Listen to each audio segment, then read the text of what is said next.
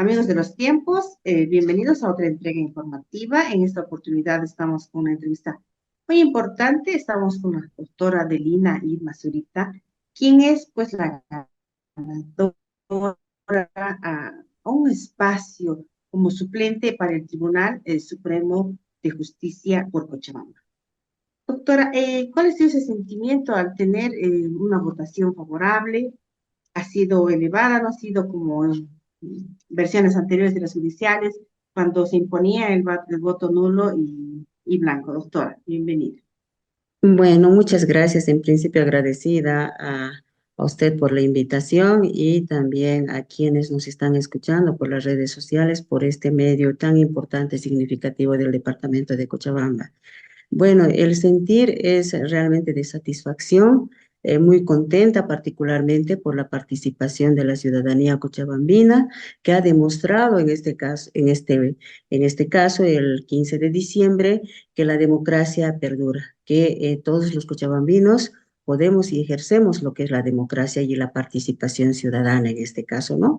Habiendo concurrido en este caso a las urnas a emitir el voto. Si bien han ido a emitir un voto que no solo es de ir a emitir una obligación, sino sobre todo es un derecho político, es un derecho ciudadano que la Constitución le garantiza para no solo ser elector, sino sobre todo, particularmente para poder definir, decidir un cambio estructural en el tema judicial, como es en este caso las elecciones judiciales de los altos cargos para la magistratura. Doctora, usted tiene mucha experiencia, hemos visto su hoja de vida en la página web del órgano electoral. Siempre ha estado de cerca en estas salas judiciales, conoce eh, de primera mano cómo funciona el presupuesto que tienen, etcétera. Como tareas urgentes, ¿cuáles ve importantes, doctor? Bueno, creo que todos los postulantes que nos hemos presentado para las judiciales, particularmente para el Tribunal Supremo de Justicia y para Cochabamba, hemos coincidido en las propuestas técnicas basadas específicamente en cuatro ejes importantes. Uno que era el acceso de justicia, otro que es el tema, por ejemplo, de lo que es la independencia judicial, que es uno de los elementos centrales del tema de justicia.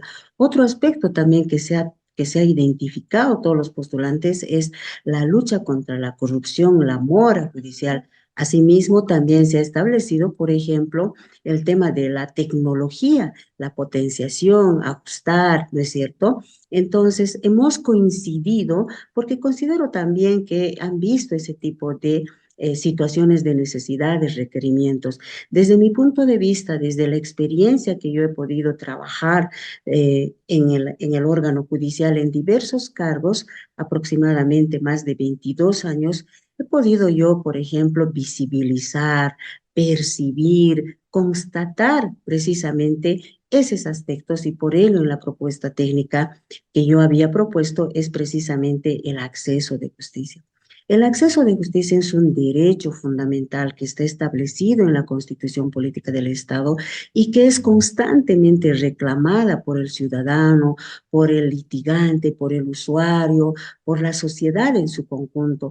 Y es eso uno de los derechos que debemos garantizar, en este caso la Constitución, a través de quienes, a través de las instituciones y los entes correspondientes. ¿Cuál es esa institución? Nada más que el Tribunal Supremo de Justicia, Tribunal Departamental, los tribunales de sentencia, los juzgados de sentencia y todas las autoridades que ocupan estos cargos, como son los jueces en las diversas materias. Entonces, ¿qué es lo que yo he propuesto particularmente? La prevalencia de ese derecho de acceso de justicia, que no solo constituye en emitir las resoluciones bajo los principios de la idoneidad, probidad, y que sean oportunos, prontos, eficientes, eficaces, sino también que esto se materialice y se palpe, se realice en todas las casas judiciales, en las provincias, en el departamento y asimismo hasta la construcción de una casa judicial, es decir, que sea accesible, palpable, en este caso al ciudadano. Y eso es lo que siempre reclama el ciudadano y dice, no, mi caso, mi proceso está 2, 3 años, no tengo una sentencia. Entonces, ¿dónde está el principio de la oportunidad? ¿Dónde está el principio de una justicia pronta, oportuna? Cuando la justicia, la emisión de la resolución llega tarde, ya no es justicia. Entonces está siendo también vulnerada en ese derecho del acceso de justicia, ¿no? Eso es uno de los fundamentos esenciales, ¿no? Otro aspecto, la independencia judicial. Eso ha sido cuestionada por la sociedad, por las instituciones y Sí. por la comunidad internacional. Tanto es así que en las visitas que se ha hecho, por ejemplo, a las relatoras en este aspecto y habiendo identificado esos aspectos, han hecho las recomendaciones necesarias que garantizar la independencia judicial. Y este aspecto también han tocado los otros postulantes, pero yo he hecho énfasis más en que en este caso está garantizada la independencia judicial por la Constitución Política del Estado. Y ahí está la autonomía presupuestaria y la carrera judicial. La autonomía presupuestaria conocen todos que realmente no alcanza ni al 1%, alcanza al 0,43%. Entonces, ¿qué significa? Es una de las instituciones, uno de los servicios más elementales que es la justicia, está siendo desatendida en este aspecto. Pero no obstante de ello, ¿qué es lo que mi persona ha propuesto? Optimizar mediante estrategias políticas, económicas, ¿para qué? Para la distribución, priorización de esos recursos económicos a ciertos servicios, como son, por ejemplo, destinados a sectores vulnerables de la sociedad, como es al niño, niña, adolescente, mujer, personas con discapacidad, del adulto mayor, ¿no es cierto? Entonces, todos esos aspectos habíamos identificado en los diversos foros que ha sido de conocimiento de la sociedad y quizá por eso también es la aceptación, ¿no es cierto? Y los votos que he obtenido y realmente yo satisfecha por eso. En la carrera judicial todos han cuestionado de la independencia judicial, cuestionando las resoluciones que está supeditada a ciertos órganos, ¿no es cierto? Entonces, ¿cómo vamos a garantizar? La Constitución, así como la Ley 025, reconoce particularmente lo que es la carrera judicial como un mecanismo de independencia judicial. Tenemos la escuela de jueces y esta es la instancia única, idónea, prueba que garantice ese aspecto. ¿Por qué? Porque vamos a elevar a los estándares más altos de excelencia, de exigencia, de meritocracia de quienes van a asumir estos cargos, ¿no es cierto? Se les va a capacitar, actualizar, se les va a especializar, hay un tiempo determinado, tienen que cumplir ciertos requisitos para ingresar, por ejemplo, a la escuela, una experiencia laboral de 2, 4, 5 años, ¿no es cierto? Al margen de ello, haber hecho cursos de maestría, posgrado, para precisamente ver esa cualidad del elemento humano que está ingresando. Y una vez capacitado, una vez especializado, entonces este ya va a tener esos recursos, esos mecanismos, esos instrumentos medios, ¿para qué? Para impartir justicia de forma idónea, sin necesidad de, en este caso, acudir a agentes externos, como es, por ejemplo, otros órganos del Estado. Entonces, esa es la solvencia académica, la solvencia moral, la personalidad que va a tener en este caso la autoridad jurisdiccional para ejercer. Y esa es una garantía que le va a dar el mismo órgano judicial, el mismo Estado, a través de la Escuela de Jueces del Estado Plurinacional. Lo digo eso con experiencia porque mi persona es egresada del tercer curso de formación especial y ordinaria de la Escuela de Jueces. Yo me he capacitado más de un año, ¿no es cierto? Nos han hecho una exigencia realmente exigente las 24 horas, trabajos, defensas de tesis, hemos hecho foros, debates, o sea, realmente ha sido un trabajo integral que se lo desarrolla y con docentes también que están llenos de esas cualidades, destrezas y habilidades, jueces vocales que ya tienen esa experiencia, que han dado expertos universitarios, internacionales también, ¿no? Entonces, eso particularmente en ese aspecto. Cuando hablamos, por ejemplo, de la aplicación de la tecnología, ya es de conocimiento de la ciudadanía, por ejemplo, la ley 1173, en la que ya existe la habilitación de salas virtuales, como por ejemplo en este momento nosotros estamos haciendo una conversación, por ejemplo, ¿no? Y esta es una ventaja, realmente es un instrumento, es un medio idóneo, perfecto, ¿para qué? Para, en este caso, actualizar, ser de una forma oportuna. Entonces se ha hecho las salas virtuales, se ha habilitado así también los actos de comunicación, las por ciudadanía digital, las notificaciones, ya no es ir a la casa, golpear, preguntar si está él y hacer la representación, sino es un medio, mecanismo a través del WhatsApp, de los correos electrónicos que están respaldados legalmente. Entonces, Ah, tenemos también el sistema de interoperabilidad. ¿Qué significa esto? Significa, por ejemplo, que todas aquellas instituciones que atingen al sistema judicial, como es, por ejemplo, la Fiscalía, como es, por ejemplo, la Procuraduría, como es el Ministerio de Justicia, ya están entrelazados, ya existe un cruce de información, de datos. Y en este aspecto, por ejemplo, si bien está en el sistema penal, también la ampliación en materia civil, en materia familiar. Por ejemplo, en materia civil, con Ceresi, con CEGIP, están los datos de las personas, identificando nombre, apellido, edad, quiénes son, así como también con derechos reales, con, por ejemplo, el Colegio de Notarios. Ya los notarios van a tener los datos especializados. ¿Quién ha venido? ¿Es esta persona? ¿Es Delina Irma Zurita? A ver, ¿quién es Delina Irma?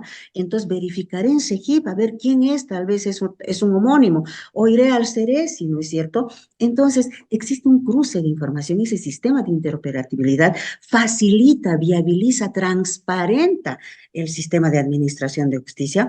Y el último filtro es el juez, quien en base a esos datos, identificando, teniendo esa información, ya va a emitir una resolución pronta, oportuna, idónea, proba, ¿no? Entonces, todos esos aspectos habíamos identificado y esos cambios. Creo que la primera tarea particularmente es de dar certidumbre, recuperar la confiabilidad, la fiabilidad de la sociedad respecto a la independencia judicial y garantizar la seguridad jurídica con la aplicación del derecho del acceso de justicia.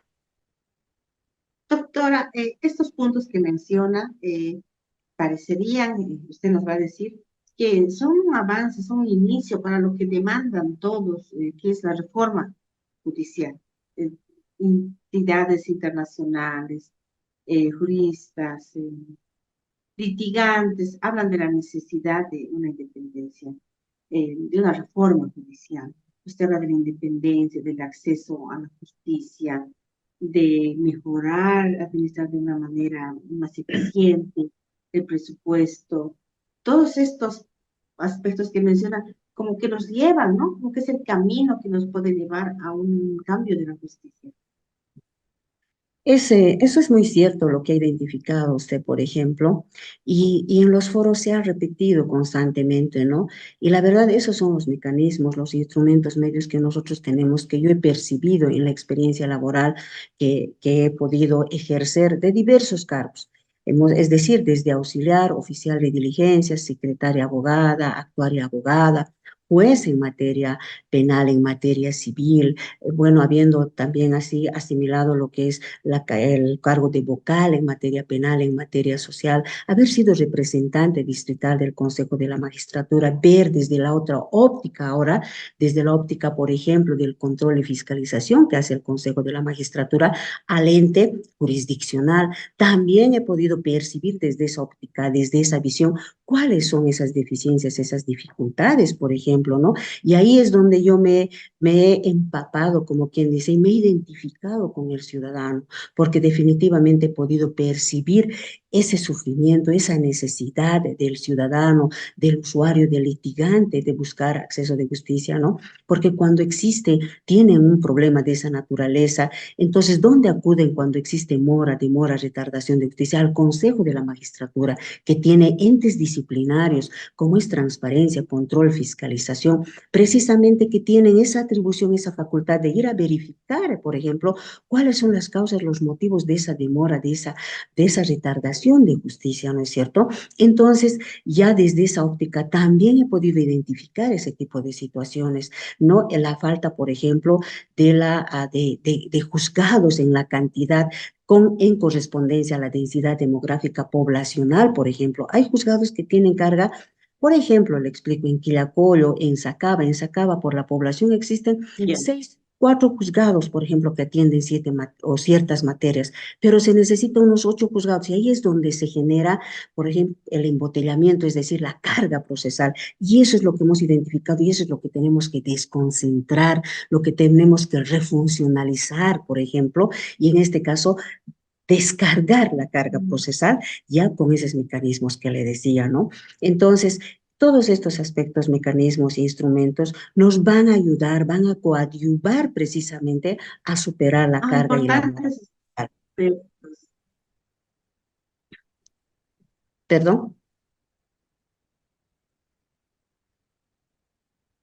¿Me escucha? Decía que son importantes aspectos.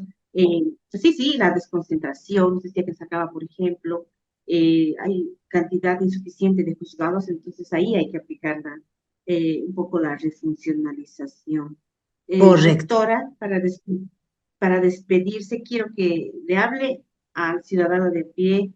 Como usted nos dice, se ha perdido la confianza en la justicia. Se los ha tal vez encasillado en estereotipos de falta de independencia, de corrupción, o sea, son etiquetas muy fuertes. Entonces, ¿con qué palabras se dirigiría a los ciudadanos que le están viendo a través de esta tecnología, que ya tiene una representante pues, en el Tribunal Supremo de Justicia?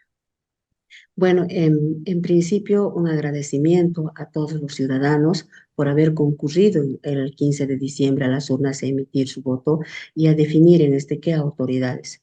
Decirles que tengan esa confianza en estas nuevas autoridades que están asumiendo con este nuevo rol, denles esa oportunidad de trabajar, de que cumplan en este caso particularmente con la propuesta técnica que han realizado.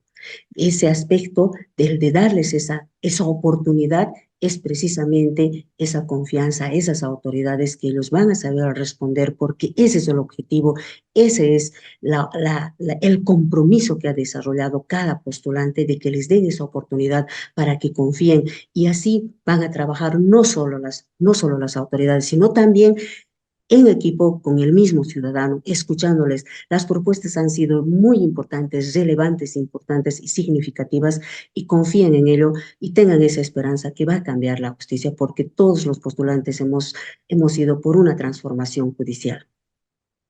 Muchísimas gracias, doctora. Y bueno, amigos de los tiempos, no olviden seguirnos en nuestra página digital y por las redes sociales. Hasta pronto.